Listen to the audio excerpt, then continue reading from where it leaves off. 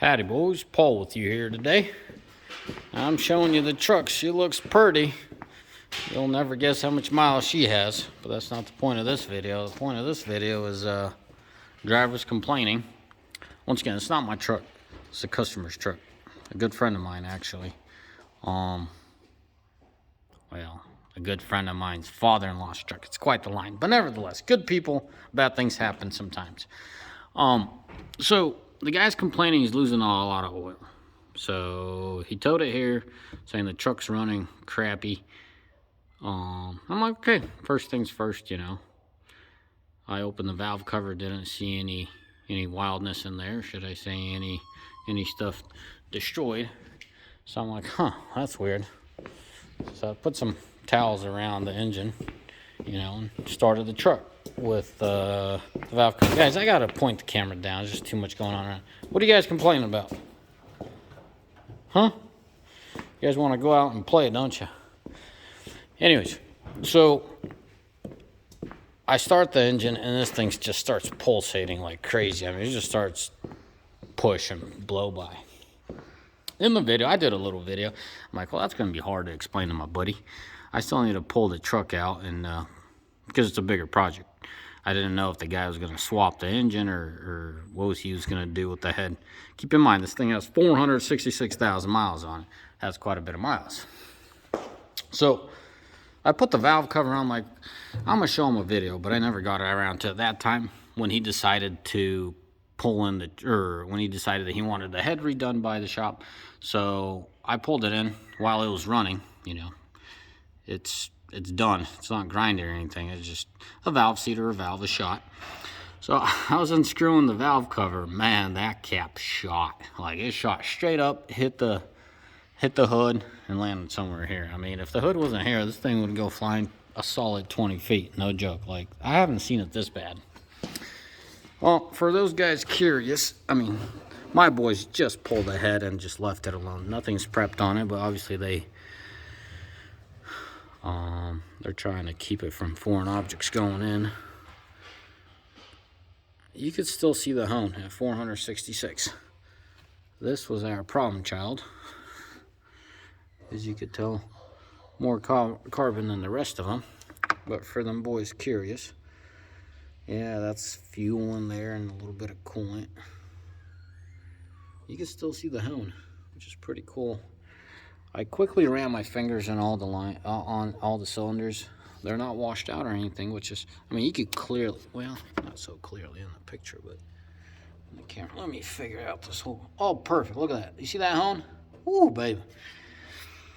You know, no telling how the mains are doing, but from my experience and what we do, keep in mind, my 600,000 mile truck pulls containers day in and day out. That's what it does. It's the local truck.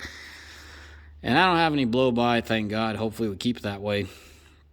And I ain't losing oil pressure. One of the main questions people ask now, and ain't scientific, but it's just a basic answer I give people. The question that they ask is, how do I know my rod bearings aren't getting worn out in my mains? I'm like, keep a close eye on your idle. And all you guys are going to fall off your chairs and be like, oh, that PSI on your oil pressure on idle is just an algorithm. Whatever it is, it reflects any calculation. It still reflects some form of calculation. So when you see your oil pressure falling off, let's just say these things idle about 31 a PSI. When the oil gets toasty, I've seen 30, I've seen 29. That's pretty low. Well, not pretty low. It's lower than usual, but I wouldn't be too concerned. And as a fact, that truck that I've seen at 29 is running probably about a year and a half still.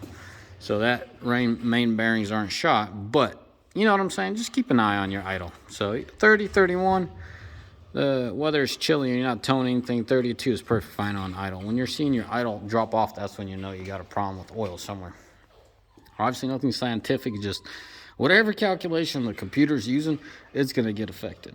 You'll be able to see and tell. Well, boys, you know, at 466, what is this thing going to get? A nice cleanup, a fresh reman head, and back she's going to go. Well, actually, the owner bought a brand new truck about a week ago, so I guess he's going to clean this thing up and keep it as personal rig, but it is nice. Here, let me show you. And you can see all the body panels are there. Interior's in good shape. At $466, you'd have a hard time believing. Let's see the seat. Yeah, look at the seat. It's in good shape. The guy himself is a fairly clean person, and that really helps. At $466, I mean, this thing's in really good condition. If I catch this truck on its way out, meaning once the guy's installed the head and on its way out, I'll try to do a video on it and show you all how it runs and show the mileage. Because right now, I'm not feeling hooking up the batteries and getting all kinds of check engine lights and messing with those later. It's not a big issue. You could just delete them, but don't want to do that.